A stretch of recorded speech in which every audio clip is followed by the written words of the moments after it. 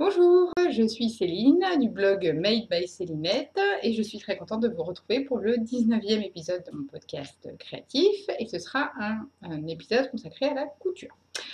Alors, écoutez, d'abord, merci beaucoup à ceux qui reviennent, bienvenue à ceux qui arrivent. J'ai vu que ma chaîne YouTube atteignait les 1400 abonnés et donc je suis très contente. Merci beaucoup à tous et merci beaucoup à ceux qui commentent parce que c'est vrai que ça fait toujours très plaisir d'avoir des commentaires et de retour sur ce qu'on fait. Alors, écoutez, aujourd'hui, donc ce sera un épisode couture qui va être un petit peu long, mais pas trop, parce que j'ai beaucoup de choses à vous montrer, mais en même temps, je n'ai qu'une heure pour le faire, puisque Alice commence son adaptation chez la nounou, et que donc elle n'est pas là. Et il faut que j'aille la chercher tout à l'heure. Voilà. Donc j'en profite de cette petite plage sans ma chérie pour vous faire un petit podcast.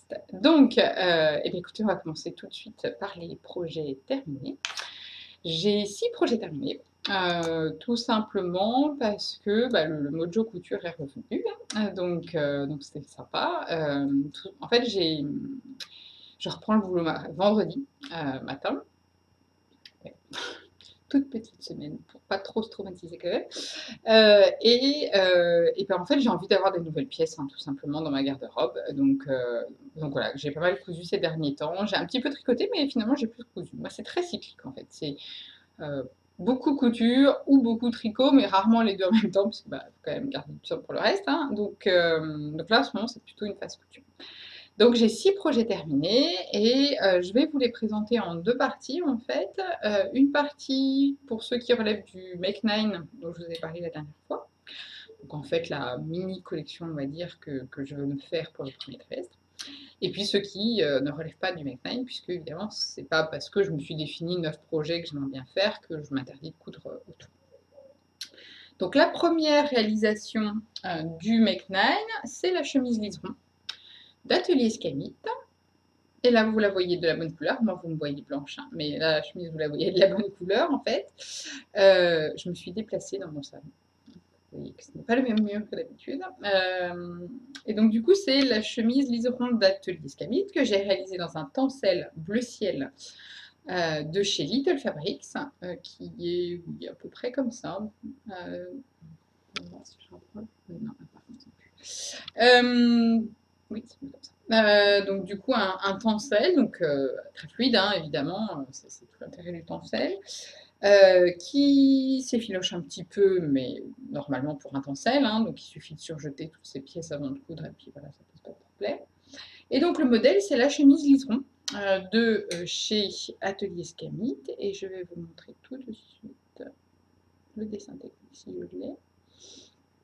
Non, je ne l'ai pas. Donc du coup, je vais vous montrer la photo de présentation de Johanna et vous allez voir que j'ai fait preuve encore une fois d'originalité absolue puisque j'ai réalisé ma chemise quasiment dans la même couleur qu'elle. Voilà, donc la chemise liseron, c'est une chemise en fait qui est assez large, qui n'a pas de poitrine, comme vous pouvez le voir. Donc elle est assez fluide, elle n'est pas cintrée près du corps. Voilà. C'est pas une chemise de boulot pour moi. C'est bête à dire, mais voilà, elle a un pli derrière qui est un détail que j'aime beaucoup, que je trouve très joli, qui est plus emprunté au dressing masculin. Les plis comme ça. Pli. Voilà. Non, c'est pas ça. Je retrouverai après. Et donc voilà, elle a plusieurs variations de col. Donc moi j'ai fait le col classique pointu, quoi. Voilà. Mais elle existe aussi avec un col rond avec des petits froufrous au niveau du col. Et au niveau des manches, il y a la possibilité de les réaliser en classique juste avec ce poignet-là ou de rajouter des froufrous, ce que j'ai fait. Hop là, comme ça. Et les petits boutons pression, bon, je les ai achetés à l'atelier de la création, c'est des pressions classiques. Voilà, donc c'est une chemise qui est très simple à réaliser, que donc moi j'ai réalisé en taille 40. Les modifications que j'ai effectuées, j'ai raccourci le corps et les manches de 3 cm. Voilà, et c'est tout. Globalement, moi je raccourcis toujours de 3 cm dans les patrons de Johanna. Voilà. La stature des patrons de Johanna, c'est 1m70, moi je fais 1m62. Johanna, je pense, porte ses vêtements assez courts, j'ai l'impression, et moi j'aime bien qu'ils soient assez longs. D'où l'explication de je ne retire que 3 centimètres alors qu'il y a 8 centimètres d'écart entre ma stature et celle des patrons. Voilà. Et l'autre modification que j'ai effectuée, et vous la voyez là, c'est au niveau de l'ourlet, puisque normalement, l'ourlet, c'est un double rentré, en fait, hein, et moi, je trouve pas ça propre pour les coins de chemise. Alors, habituellement, ce que je fais, c'est que je replie sur elle-même. Je vous montrerai, j'ai fait sur l'autre, la patte de boutonnage, mais là, c'était pas possible, en fait, à cause de cette patte de boutonnage, avec ce petit détail là aussi emprunté au vestiaire masculin. C'était pas possible de faire ce coin ici, donc j'ai décidé de poser un biais. Alors c'est un peu cracra dans le coin, là, c'est pas hyper propre.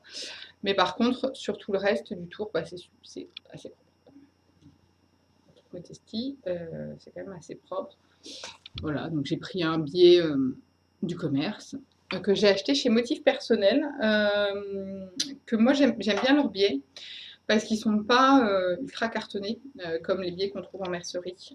Donc ça j'aime bien. Je les trouve plus souples. Et donc la pose du biais a plusieurs avantages. Bah, déjà donc de rendre plus propre, je trouve, le coin de la pâte de boutonnage, mais aussi, bon, bah, évidemment, un effet esthétique, hein. Normalement, on ne voit pas, mais moi, je le sais. Et puis, surtout, un aspect pratique, on va dire, facilitateur, quelque part. C'est-à-dire qu'à cet endroit-là, où, en fait, on a un bord qui est très arrondi et où ça peut être compliqué de faire un double rentré avec le tissu lui-même, et ben, le biais permet de le faire très, très facilement. Et donc, de suivre la courbe ici beaucoup plus facilement qu'avec un double rentré. Donc moi je trouve que pour les chemises qui ont cette forme liquette comme ça assez prononcée, la pose du biais sur le bord c'est une bonne option, ça fait une finition très propre et en plus c'est plus facile à faire qu'un double rentré. Sinon voilà, le poignet, moi j'aime beaucoup le petit détail de froufrou. Pauline est la reine des poches, Johanna est la reine du froufrou. Voilà, chacune de sa spécialité j'ai envie de dire. Et ce que j'aime bien dans les patrons d'Atelier Camille, en ce qui concerne les froufrous, c'est qu'ils sont toujours très bien dosés, je trouve. Il y a toujours le bon ratio pour qu'on voit que c'est fait exprès, que ça ne fait pas juste un espèce de mondolis moche, et en même temps qu'il n'y ait pas de surépaisseur et tout ça. Voilà, et sinon la chemise en elle-même a des finitions très propres, hein, vous me connaissez, ça faisait longtemps que je ne vous avais pas parlé des finitions des vêtements. Hein. Donc voilà, à la définition très propre, puisqu'en fait, hein, l'empiècement évidemment est doublé ici, avec la technique du fourreau. Donc c'est caché. Et aussi. Le côté, c'est des coutures anglaises, aux manches aussi. Donc du coup, ça permet de les porter retroussées et que ça reste joli.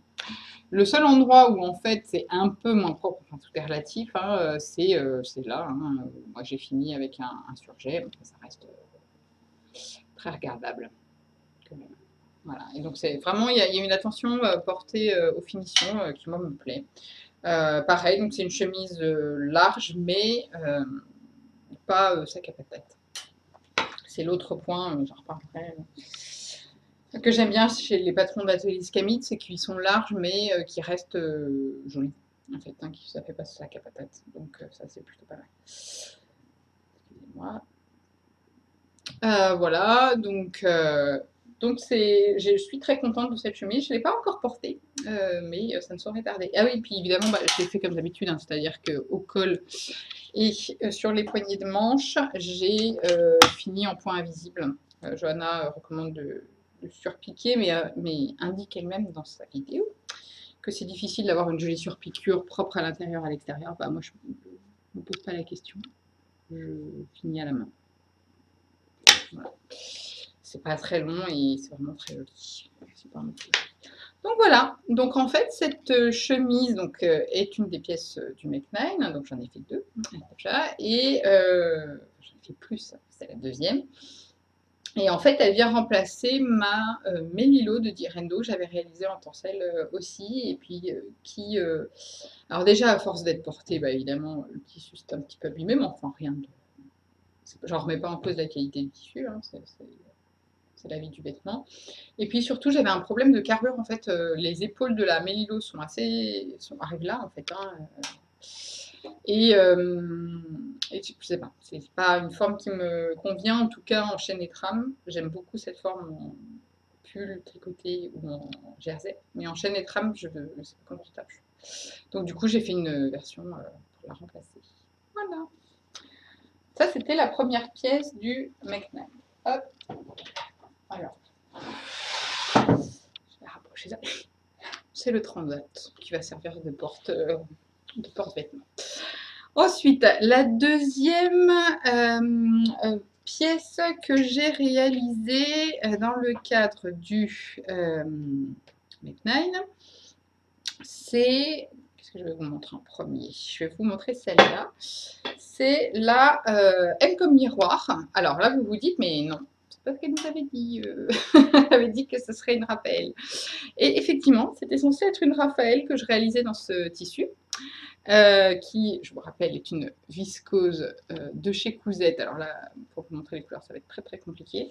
En fait, voilà, elle est foncée comme ça, en réalité. Donc c'est un bleu marine, très foncé, et avec des motifs de carreaux rouges, et avec des fils de lurex.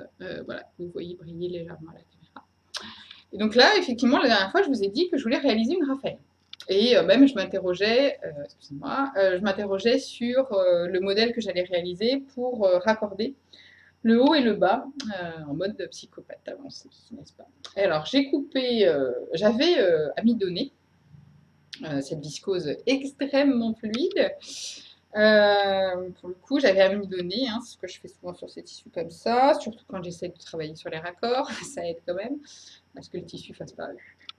Voilà, mais elle restait très très fluide. Et en fait, j'ai coupé les devants de la robe Raphaël, et ma pièce ressemblait à rien. C'est-à-dire que j'avais eu beau amidonner, épingler comme une furie, couper au cutter rotatif, ce que je fais toujours, ce qui permet aussi d'éviter comme ça, et ben la pièce était complètement déformée.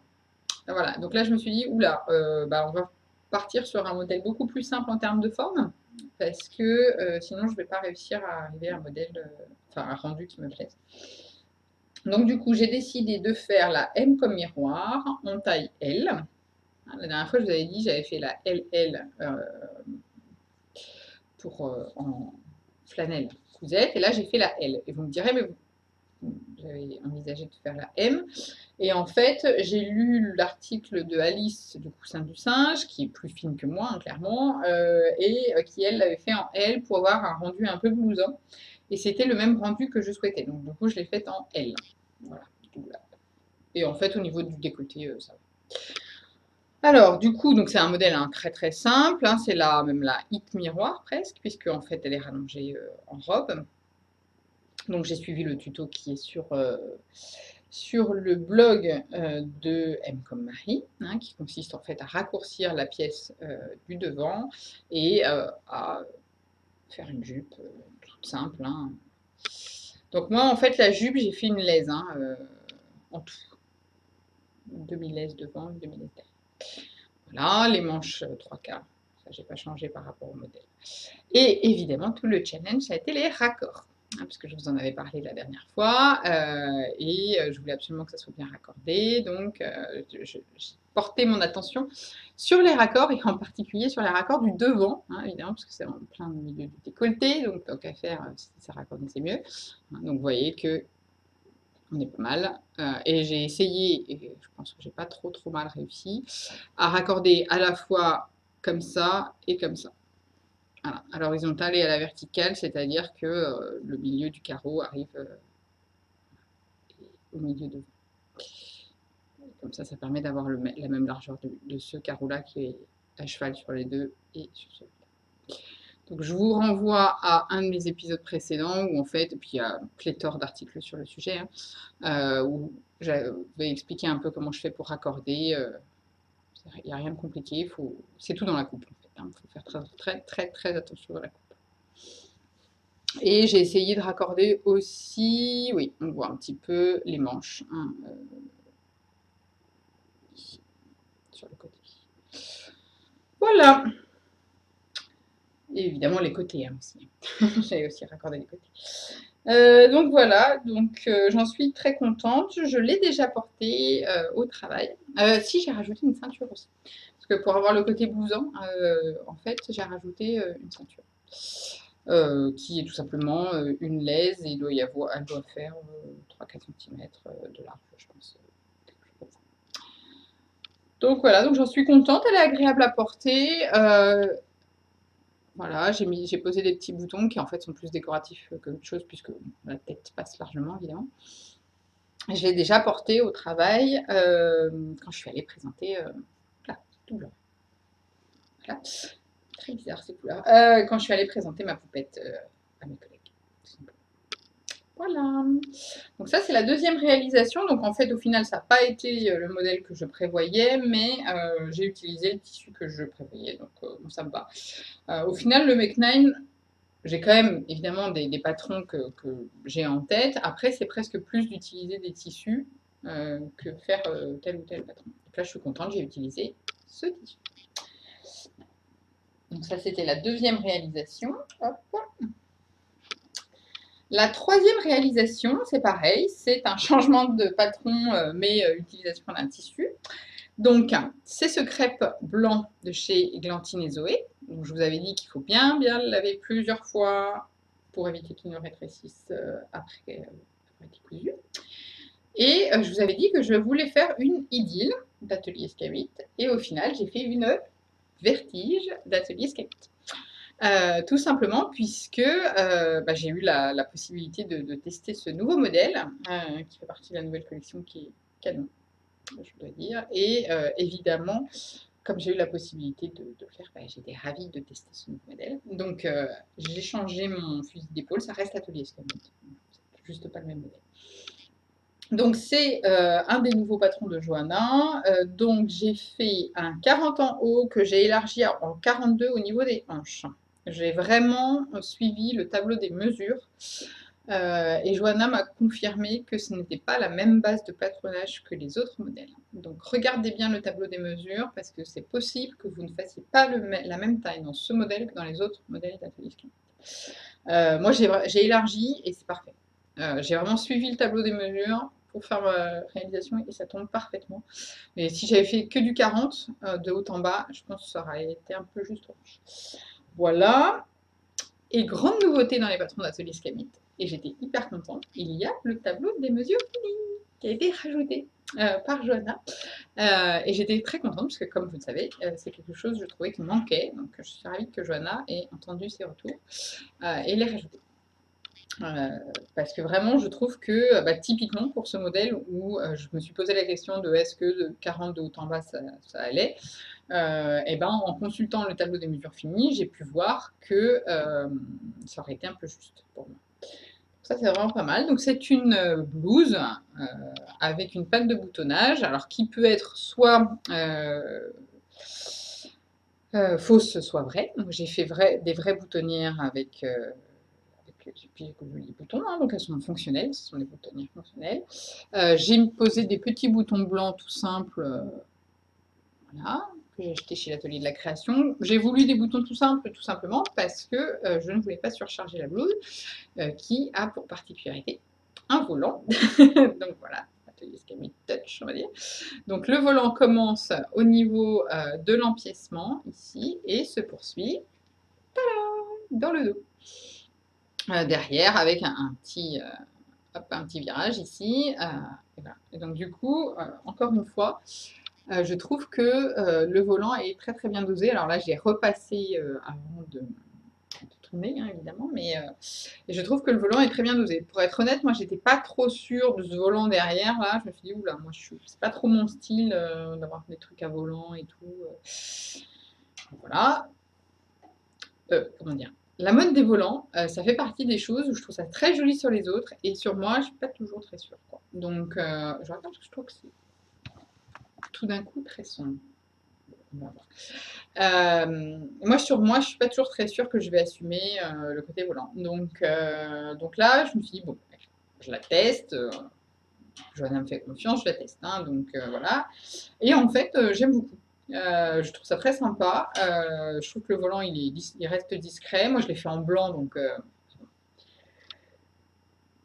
excusez-moi. En termes de sobriété, on ne peut pas faire mieux, je pense. Et c'est volontaire, évidemment, parce que je ne voulais pas surcharger encore plus. Et donc, du coup, je l'aime beaucoup, en fait. Je le trouve très sympa. Donc, ce sont des manches longues, hein. Pareil que pour l'autre, j'ai raccourci les manches de 3 cm, j'ai raccourci le corps de 4 cm. Et en fait, 3 cm, ça aurait été suffisant au niveau du corps. Voilà. Donc, je pense que vraiment 3-3, c'est à peu près les modifications qu'il faut que je fasse chez Atelier Scamit pour les manches longues et le corps. Pareil, là, c'est très propre à l'intérieur. Les finitions sont très jolies. Je vais vous montrer ça. Hop. Donc à nouveau, on a un empiècement qui est entièrement doublé. Ça, c'est une finition qui revient très régulièrement dans les patrons de Johanna. Hein, l'empiècement doublé dans le dos avec la technique du fourreau. Ça permet d'avoir une très très jolie finition hein, derrière, parce que tout est caché. Voilà, ça c'est l'arrière et le devant. Hein, évidemment, comme ça, tout est caché. Donc ça, c'est vraiment pas mal. Pareil, couture anglaise hein, au niveau des côtés et des manches également. Donc ça, c'est pas mal aussi, hein, parce que typiquement sur du blanc, c'est joli. On peut le voir par transparence. Donc, au départ, la couture anglaise, c'est surtout utilisé pour les pièces fines, transparentes, voire de lingerie. Donc, c'est vrai que souvent blanc, clair, etc. Et donc, du coup, c'est joli. Et puis, donc, finition à la surjeteuse au niveau des emmanchures. Donc, j'en suis très contente. Et du coup, oui, non, je trouvais que c'était propre. Ah oui, bah, donc du coup, j'ai refait la même modification pour l'ourlet. Hein. Je ne vous ai pas montré, mais j'ai fait ma technique habituelle pour finir les ourlets au niveau des pattes de boutonnage. C'est-à-dire que je replie la patte sur elle-même pour en fait emprisonner le début de l'ourlet dedans et avoir un coin très propre au bout. Et j'avais fait un tuto qui est disponible sur le blog pour la Mélilo, justement, qui s'appelle Définition plus plus pour la Mélilo. Et en fait, cette technique-là, c'est celle que j'ai utilisée pour le devant gauche de la Mélilo. Si vous voulez aller voir sur le blog. C'est expliqué et c'est vrai que moi je trouve que ça fait, quand on a une patte de boutonnage classique, on va dire, ça fait des coins qui sont beaucoup plus beaux. À mon goût. Hein. Voilà, donc une autre réalisation dans le cadre du Make 9, en tout cas une autre utilisation d'un tissu que j'avais prévu d'utiliser dans le Make 9. C'est la blouse donc Vertige de Atelier Scamit qui est maintenant en vente à la fois que en PDF pour le moment. Elle va venir en version papier, mais pour l'instant elle est disponible en PDF puisque comme elle avait été repérée et très réclamée par la communauté couture, et ben Johanna a décidé de la sortir en premier en PDF pour qu'elle soit disponible plus rapidement. Voilà, donc ça c'était le 3e projet terminé et le 3e projet aussi du Make 9 que j'ai fait. Donc là en tout ça m'en fait 4, hein, si vous comptez bien, le sweat mail que je vous ai montré la dernière fois et ces 3 projets-là. C'est tout pour la partie Make 9. Je suis en train de cocher sur mon... Faut que j'arrête. Hein. J'ai fait évidemment toutes les trames de ce que je voulais vous raconter pour le podcast. Et donc nous avons fini la partie Make 9. Hors Make 9, j'ai fait 3 autres réalisations. Une dont je vous ai parlé rapidement, mais sans vous la montrer, donc je la montre la dernière fois. C'est la blouse Idylle d'Atelier Scamit. Voilà. En ce moment, je suis très très Atelier Scamit. Clairement, le fait d'avoir eu la chance de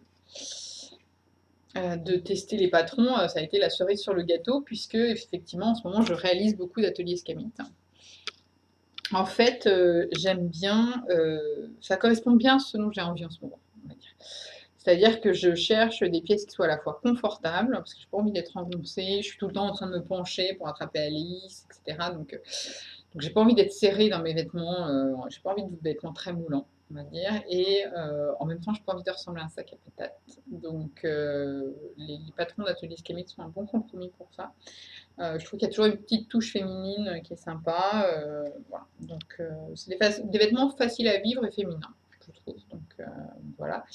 Les explications, alors je vais être très honnête, je ne parle pas en tant que testeuse là, je pense en tant que couturière avant de tester. Je pense que les explications sont suffisamment claires pour être suivies, même par des débutants. Après, je trouve que c'est dommage de se priver du très gros plus que représentent les vidéos. Et pour être très honnête, moi je suis toujours les vidéos. Je ne m'embête même plus, sauf en ce moment, parce que comme je teste, je lis les explications. Mais sinon, je ne fais que regarder les vidéos. Je trouve ça plus sympa en fait comme format. J'ai l'impression d'avoir une copine qui court à côté de moi, donc c'est pas mal. Puis voilà, je trouve ça plus parlant. Moi j'aime bien. Voilà. Donc après les explications papier sont très bien aussi, mais je trouve que la vidéo représente un vrai plus en fait, par rapport à d'autres marques. Donc ça c'était la Blues Idyll, hein, voilà, que j'ai réalisé dans le crêpe Moonstone d'Atelier Brunette. Hein, je vous en avais parlé la dernière fois, donc avec le dos boutonné. Hein, et voilà. Et donc là, vous voyez. Je vous en ai parlé la dernière fois. Je l'ai repassé avant le podcast. Et oui, elle était juste sur une chaise. Hein. Donc voilà, bon, elle commence déjà à se froisser. Quoi. Donc ça va me saouler, ça, je le sens. Donc je pense que je vais la porter un peu au boulot parce qu'elle est quand même jolie, le tissu est sympa et tout, mais il est difficile à rendre, hein, couleur. On est pas mal là, mais il n'est pas très facile. Effectivement, j'ai regardé le podcast d'Anna hier. Effectivement, c'est un bleu canard pour moi. Non, trop pas dans le débat, mais teal, comme ils disent en Angleterre, quoi, vraiment bleu canard. Et c'est vrai qu'il est très joli, mais il se froisse vachement. Quoi. Voilà. Bon, côté réalisation, aucune difficulté. Hein. C'est une pièce qui est quand même assez simple, un col V, une patte de boutonnage tout le long du dos, des manches longues. Rien de spécial. Mais je ne vous l'avais pas montré. Donc. Et je l'ai faite en 40. Toujours 40, moi, chez Atelier Scamit. Alors ensuite, dernière réalisation, Atelier Scamit. Je ne vous ai montré que l'Atelier Scamit, là, pour l'instant. Ah non, j'ai montré aussi la M-Pom miroir, qui n'est pas Atelier Scamit. Mais quand même. La dernière réalisation d'Atelier Scamit, c'est celle que je porte sur moi. C'est la blouse Eugénie, hein, vous l'aurez reconnue, on la voit tellement que je pense que vous ne pouvez pas passer à côté. Que j'ai réalisée dans un coton à rayures. Voilà. Attendez, on va faire différemment. Donc là. Oh, ouais, on en reparle dans le Voilà, dans un petit coton crème de chez France Duval Stala avec de fines rayures dorées. On va reparler de ça. Donc, je vous l'avais montré la dernière fois, le coupon. Donc, j'ai réalisé la blouse Eugénie, voilà, en taille 40. Alors, j'ai fait une seule modification. Je vous montre d'abord. Voilà. Comme ça. Donc, c'est un coton qui n'est pas fluide. Voilà. C'est un coton qui n'est pas fluide. C'est un coton, hein, une popeline, donc qui n'est pas particulièrement fluide. Donc, ce que j'ai fait, c'est qu'au niveau de la basque, j'ai retiré 16 cm. C'est-à-dire qu'en fait, la basque, là, fait une laise, tout simplement. Un petit côté optimisation, on va dire, du tissu. J'ai vu que la pièce, elle était plus ou moins, enfin, presque, elle rentrait presque dans une laise, le dos et le devant. Donc, du coup, j'ai réduit, en fait, pour que ça rentre dans une laise. Et j'en suis contente, puisque, comme il n'est pas très fluide, je voulais éviter l'effet comme ça. Je trouve ça plus joli. Donc là, vous voyez, donc c'est le fameux décolleté croisé, donc qui est très sympa puisque en fait, il est cousu là, ce qui évite le pli. Bien que quand on se penche, vous voyez, on peut voir le soutien-gorge. Mais sinon, non, elle est très très agréable à porter. Moi, je l'adore. Dès qu'elle est propre, je la remets en boucle. Elle est très confortable. Enfin voilà, on peut bouger facilement les bras. Encore une fois, prendre un bébé. Donc là, c'est pas mal. J'ai vu que Lise, elle avait petit problème de hauteur de pince, moi ça va. Dans son podcast, elle l'a dit. Donc bon, ça va à ce niveau-là, hein, les petites pinces qui sont là. Donc non, je l'aime vraiment beaucoup. Je pense que à l'occasion, j'ai pas prévu de m'en faire une là tout de suite, mais à l'occasion, si j'avais un tissu qui traînait, pourquoi pas. Donc du coup, c'est oui, une 40. Et la seule modification, c'est de faire tenir la basque dans une laise et donc de réduire en tout de 16 cm. Et c'est tout. Voilà. Donc ça, c'est ma première réalisation hors McKnight. Et c'est fini pour Atelier Scamit, hein, puisque j'en ai quand même fait 1, 2, 3, 4. 4 réalisations Atelier Scamit. Donc, voilà, je pense qu'on est pas mal. Il peut m'en rester quelques-unes encore que je n'ai pas faites, mais on est pas mal. Et enfin, la dernière réalisation que j'ai faite, c'est cette petite robe. qui est une Forget Me Not de Slow Sunday Paris, qui est réalisée dans une viscose de chez France Duval Scan. France Duval, voilà, en sergé viscose. Je vous l'avais montré la dernière fois. J'ai presque utilisé tous les tissus que j'avais achetés chez France la dernière fois. Il m'en reste un, c'est le tencel denim que je vous avais montré en dernier. Voilà, donc c'est une petite robe qui se caractérise par des découpes là sur le devant et des fronces. Fronces qu'on retrouve à l'arrière. Voilà. L'arrière est légèrement creusé dans le dos, ce qui donne une jolie ligne. Elle a une petite fente ici, qui en fait est faite avec la peinture, hein, tout simplement. Donc là, j'ai posé un petit bouton que j'ai acheté chez France aussi. Alors normalement, c'est un petit crochet en fait qu'on met là. Moi, je trouvais ça plus joli de mettre un bouton et donc j'ai brodé une bride là. Voilà, à la main. Et j'ai fait, après moultes hésitations, j'ai fait les manches tulipes. Donc les manches courtes. Il y a deux versions de manches courtes qui sont incluses dans le patron. Une manche tulipe comme ça, ici, là, et une version mancheron, en fait, ici, mais qui ne va pas jusqu'au bas de l'emmanchure, hein, qui s'arrête à mi-emmanchure. Moi, j'aime pas trop. Et elle a proposé aussi sur son blog en téléchargement les manches longues. Alors j'ai hésité entre manches longues ou manches courtes et je me suis dit, bon, si je veux pouvoir la porter au printemps, etc. La manche courte, c'est plutôt pas mal. Bon, là, il fait apparemment le jour le plus froid de l'hiver, de la semaine, quoi. Donc du coup, bon, on n'est pas trop dans l'optique de mettre ce genre de robe, mais ça ne serait pas. Je plaisante, mais ça me fait toujours marrer que au journal télé, c'est ah oh là là, l'hiver, il fait froid. Oui, bah c'est l'hiver, il fait froid. Je veux dire, sinon ce serait l'été. Hein. Donc voilà, ça m'amuse toujours qu'on prenne une demi-heure sur la vague de froid alors qu'on est en hiver. Bref. C'est une robe que j'ai réalisée en 40. La seule modification que j'avais effectuée par rapport au patron, c'était de la rallonger de 5 cm. Je vous l'avais dit la dernière fois, parce que je vous avais déjà présenté cette robe l'été dernier, il y a 2 ans. C'était il y a un moment. C'est la seule modification que j'ai faite. Alors par contre, méfiez-vous, parce que moi je vous rappelle, je ne suis pas très grande. Et je l'ai rallongée de 5 cm et elle n'est pas longue. Hein. Enfin, je veux dire, elle m'arrive peut-être 15 cm au-dessus du genou. donc si vous êtes plus grande, méfiez-vous, elle peut être très courte, je pense.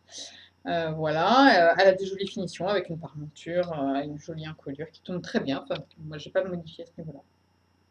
Donc voilà, petite robe de printemps que j'ai faite. Voilà, donc ça, c'était pour les projets terminés. Donc j'en ai fait quand même pas mal, hein, comme vous voyez, puisque j'en ai quand même 600. Donc la liseron, la M Comic Miroir, la Vertige, la Idylle, Eugénie et Forget Me Not. Ce ne sera pas toujours comme ça, hein, je vous préviens, ce ne sera pas toujours 6 projets finis en un mois. Hein, ça va être fini, hein, la possibilité de coudre toute l'après-midi, fini, je pense. Hein. Donc voilà. Donc ensuite, eh bien, les projets à venir. Donc, dans les projets à venir, j'ai continué en fait les projets du Make 9. Hein. Donc, il me reste la jupe brume, il me reste la marinière, il me reste mon short, il me reste le Kylian Orac, et j'en oublie un, mais c'est pas grave. Donc, je voudrais en fait les décalquer au moins avant. Je sais, hein, le Kylian Orac, j'avais dit, j'aimerais bien au moins les avoir décalqués avant la fin de mon congé maternité, donc il me reste 2 jours quoi, hein, pour décalquer. Et puis je voudrais aussi faire un switch pour mon mari, mais je vais vous montrer ça. Et puis j'ai un test pour Atelier Iskamine qui est en cours. Donc là, il faut que je le finisse cet après-midi par contre, donc ça ne tardera pas, je vous le montrerai la prochaine fois. Il s'agit de la blouse en vol, hein, tout simplement que Johanna montrait sur son Instagram. Je vous invite à aller voir quelle tête ça a. C'est pas mal, c'est très joli même, j'aime beaucoup. Non, il y a plus de volant sur ce modèle.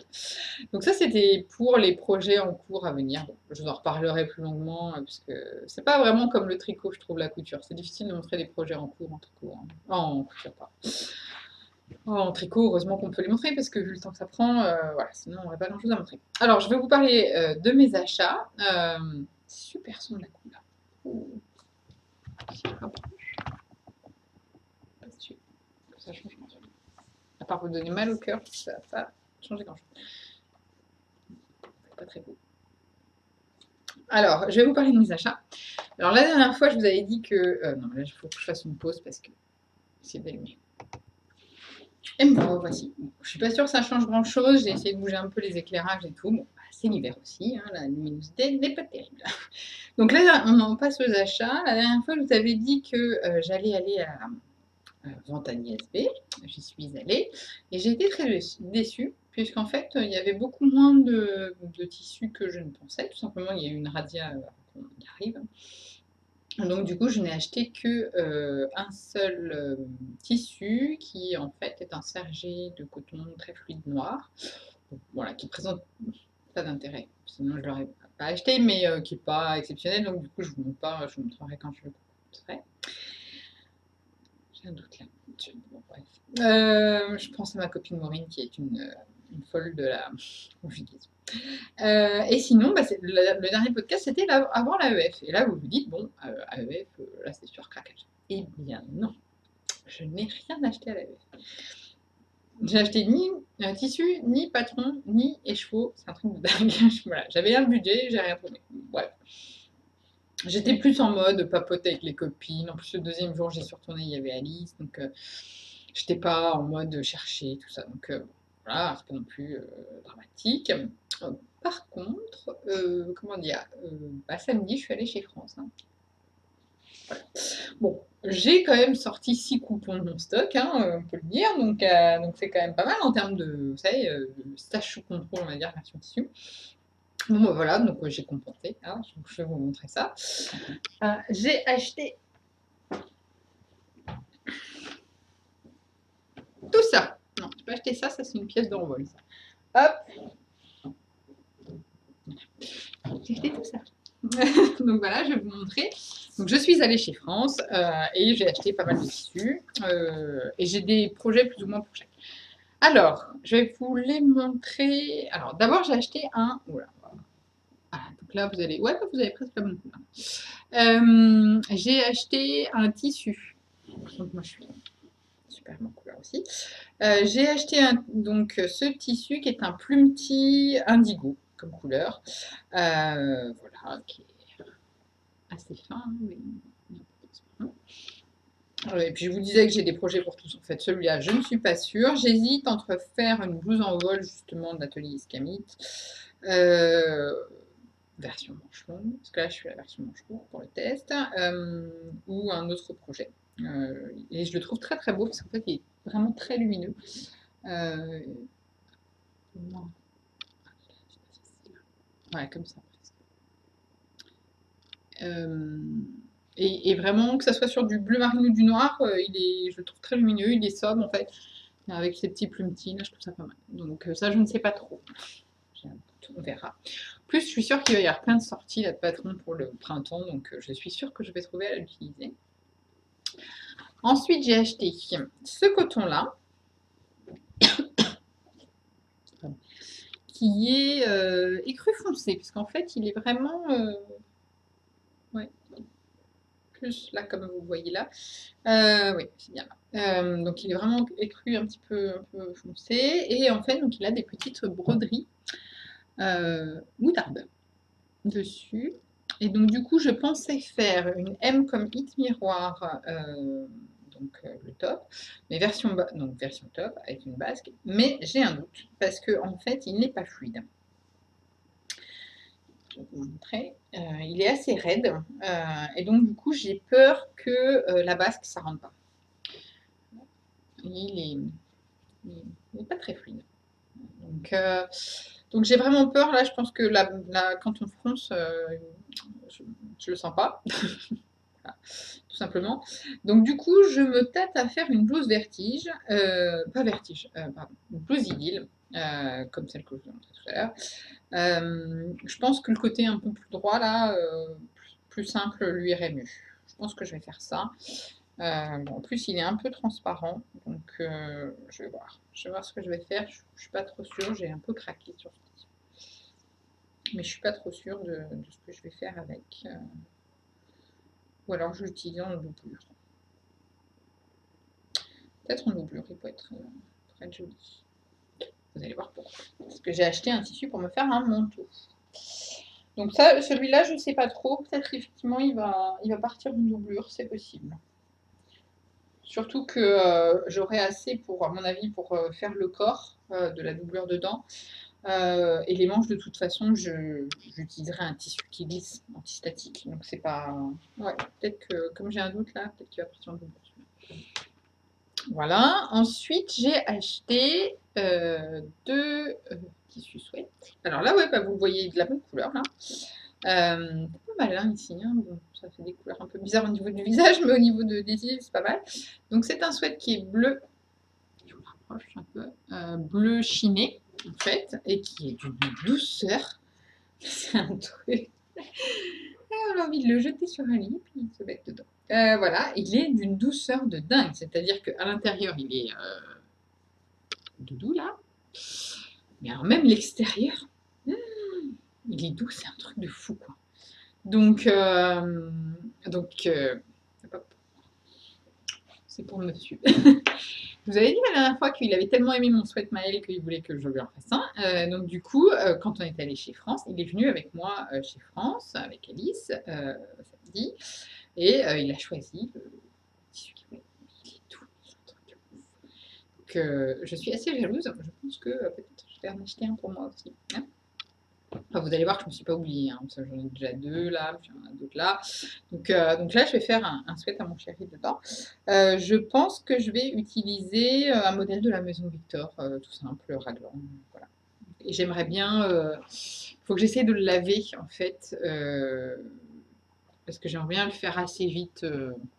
Pendant la fin de mon congé mat, c'est quand même super rapide à faire un sweat pour homme. Je pense aussi à Lise, parce que moi je ferai la version toute simple, hein, pas capuche, rien du tout. Donc c'est quand même super rapide à faire. La seule chose, c'est qu'il faut que je mesure un peu certains de ces t-shirts, parce que autant moi, je me connais par cœur en termes de centimètres de ci, de là, on va dire, autant lui, je sais pas. Je sais pas quelle taille il faut faire pour lui du tout et tout. Donc il faut que je mesure des t-shirts et tout, pour avoir la mesure du torse, des bras. Donc voilà, donc j'aimerais bien lui faire en surprise un peu. Voilà, je me suis acheté aussi un sweat pour moi. Alors, il est rose poudré. Il est, oui, à peu près un petit peu plus foncé que ce que vous voyez, mais à peine, hein, c'est pas mal. Et en fait, c'est le petit frère de celui dans lequel j'ai fait mon sweat Maël, en rose. Je ne pouvais pas résister, rose avec des paillettes dorées. Je ne pouvais pas résister. Alors celui-là, ce tissu-là, c'est Ségolène mis en tissu. C'est ma copine Ségolène mis en tissu, rose avec des paillettes dorées. On est bien. Voilà, donc il est vraiment top. Hein. Ouais, il est presque comme vous le voyez là. Et je ne sais pas encore ce que je vais faire dedans. Je pense pas me refaire un sweat Maël, en tout cas pas exactement le même, parce que c'est un peu dommage de refaire deux fois exactement le même. Je pensais peut-être me faire une M comme moineau, qui normalement est une blouse, mais je pensais peut-être me faire une M comme moineau avec le petit col plissé comme ça, dans ce sweat-là. Voilà. Donc là, fifi de mort, hein, c'est-à-dire que sweat rose poudré, paillettes dorées, petit col, là, je ne peux pas faire mieux. Donc voilà. Ou alors je me fais un sweat Maël ou un sweatshirt tout simple, mais avec une patte de boutonnage dans le dos. À voir. J'hésite encore. Il est trop beau. Il est doux aussi. Hein. Enfin, je veux dire, chez France, c'est rare qu'il y ait des trucs qui soient rêches hein, quand même. Donc celui-là, il est vraiment doux aussi. Et je me suis acheté, je me suis racheté celui-là, là. C'est le même celui-là. Donc j'ai racheté exactement le même tissu que celui que j'ai utilisé pour la blouse Eugénie. En fait, je pensais faire la doublure du manteau dont je montais le tissu principal dans ce coton-là. Après, voilà, je vais peut-être réfléchir quand même de plus près à ce côté, à utiliser l'autre tissu brodé et utiliser celui-là pour me refaire un top parce que vraiment il est très très confortable à porter. Il se froisse pas plus que ça, enfin il est vraiment bien. Alors du coup, je me dis que peut-être ce serait dommage de l'utiliser en boucle. Je vais voir. Et enfin, donc j'ai acheté du lainage gris. Voilà. Donc ouais, non, c'est vraiment pas mal les couleurs là. Je vais rester, je pense, pour la prochaine fois aussi. Donc c'est un lainage gris, chiné. Il est légèrement plus clair que vous ne le voyez à la caméra. Et ouais, comme ça. Et donc du coup, je vais faire dedans. Alors j'hésite entre deux modèles. Soit le M comme magnésium, n'importe quoi. Soit le magnésium tout court de Yvan Soufflet. Et je voudrais me faire en fait la version col tailleur, longueur moyenne, poche passe poilée, parce que c'est un patron qui propose de multiples options. Soit le Ninon de Machine Pattern, mais j'imagine plus, je trouve que, je sais pas pourquoi, c'est bête, hein. Je trouve que ce gris appelle plus le col tailleur. Voilà, il y a un petit côté. Et en fait, c'est très pas mal, je pense. Je pense que ça va finir comme ça. Parce que ce tissu-là, vraiment, en top, j'ai un gros doute. Alors qu'en doublure, ça peut être joli. Et évidemment, avec de l'antistatique pour les manches, mais ça peut être pas mal. Donc, ouais, je pense que ça va finir plutôt comme ça. Parce que il est joli. Et en même temps, je pense qu'à porter, ça serait compliqué. Donc, voilà. Donc, j'ai acheté quand même 1, 2, 3, 4, 5, 6. Et stage sous contrôle 0. J'ai cousu 6 pièces et j'ai racheté 6 tissus. Voilà, on est bien, ça fait pile poil le stage sous contrôle à 0. Bon, bah, clairement, les mois prochains, il va falloir que je me calme parce que je vais moins coudre. Donc, il va pas falloir que je rachète du tissu en fait, hein, trop. Mais voilà, c'était la reprise. J'avais envie de me faire plaisir chez France. Et puis, il n'y a pas forcément de raison pour acheter du tissu. Des fois, on a juste envie d'acheter du tissu. Voilà, c'est tout. Donc voilà, donc ça c'était pour les achats. On est dans les temps habituels, on va dire, du podcast, donc c'est parfait, je pourrais aller chercher ma poupée d'amour. Et je vous dis à bientôt. Comme d'habitude, les notes seront sur le podcast. Et comme d'habitude, n'hésitez pas, si vous avez la moindre question ou si vous voulez laisser juste un petit commentaire, ça fait toujours plaisir. À bientôt!